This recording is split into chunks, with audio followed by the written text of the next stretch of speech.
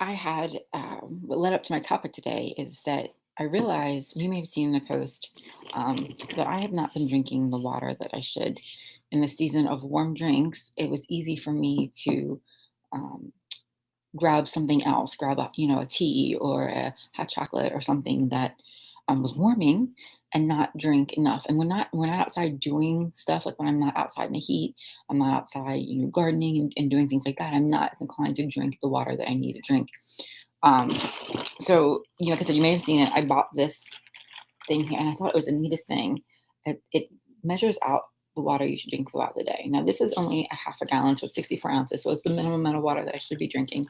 But I also know that I drink other things. So that's why I started with that. But it got me thinking um, and I have a whole another story on hydration that I will share with you a different day relating to kidney stones. That was fun. Mhm. But I wanted to talk today and share three habits that helped me manage my autoimmune issues. There's five habits total that I kind of uh, felt were key in that journey. And you can grab them, but for the sake of this video, I'm just going to give you three of them because five of them would take all day because I can talk all day. But the first habit was, of course, drinking my water.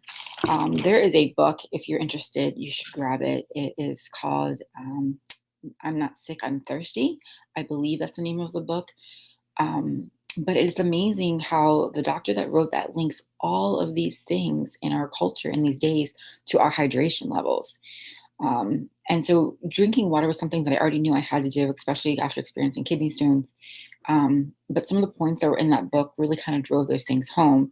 And it was definitely an issue that, for overall health and wellness. And one of those was inflammation. That, of course, if you have any type of autoimmune disease, you know that inflammation is a key factor to get down. So the first habit that I had to establish was drinking my water every day. And for some people, that's easy peasy. For me, it was not. I have a blog about this, but I literally had to set a timer because drinking water made me feel sick. Anyway, I just set a timer, and I think I drank at start when I very first started. I only drank 4 ounces at a time because that's all I could drink without feeling like making me feel like crap, right? So I had to train myself to drink water. So if you don't like water, I hear you. I was there, and I get it. Um, but it's incredibly, incredibly important. And if you grab my guide to the 5 tips that I have a tip in there about helping getting that water down. The second tip I have for the habits that helped me manage my autoimmune issues was cooking at home. Yeah, that's not super glamorous, I know. And it's not the habit you might think of, but the more that I ate and cooked at home, it gave me control over what went into my body, right? Um, and when I planned my day around that, so when this first started happening, I had to literally plan my day. So we were out, the kids were younger, if we were out and about, I had to make sure I was home in time to allow myself to cook the meal before I ate the meal. I had to anchor my schedule around that because I had to take care of me, right? If I wanted to be able to take care of my children and my husband, then I had to take care of me because autoimmune issues are no joke, right? So I had to anchor that time in breakfast, lunch, dinner. Lunch is never leftover, so that wasn't a big issue. And either bring those meals with me if we went to the park. No more running through the drive-through um, in this part of the journey because we all do that, right? But I had to be more um, intentional about preparing my food every day and preparing my food for the day. Um, and just planning that in my day. And then if I knew I was going to have a busy day that wasn't going to allow me, it meant a crock pot meal, right? So a lot of last fall we did a crock pot challenge, and that where part of my love of crock pots came in during that time when I had to figure out, okay, I have all this stuff to do, but I still need to take care of me. How do I balance that all, right? Um, so habit one was the water. Habit two is eating and cooking, preparing my meals at home. So tied into that would be things like meal planning, shopping on a schedule, shopping on a budget, because as you know, food that is not healthy for you is oftentimes less expensive. So it was a lot of learning in that. All right.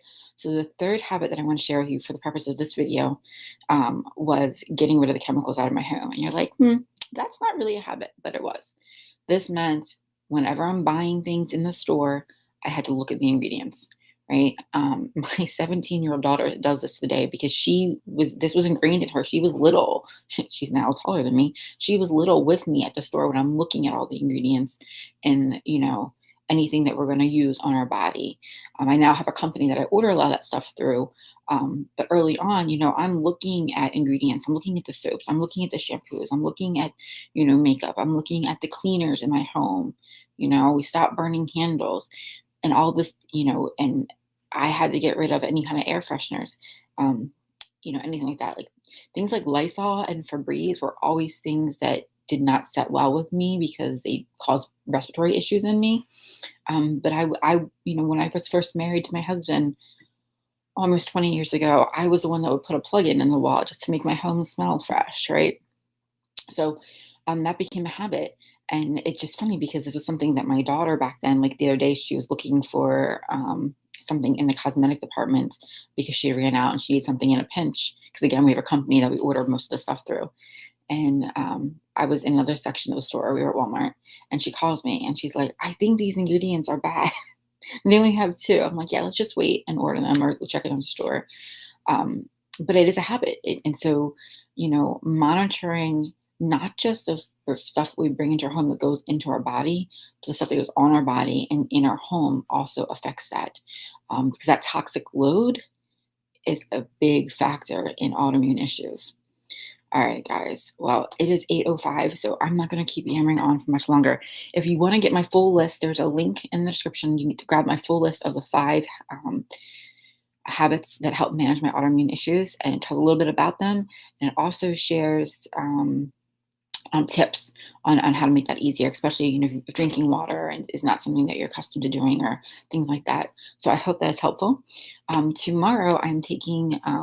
Me and my husband are taking our kids to the Science Center up in Harrisburg, so there will not be a live tomorrow. So if you are a faithful watcher, know that I won't be live, and I will come back and see you guys on Wednesday.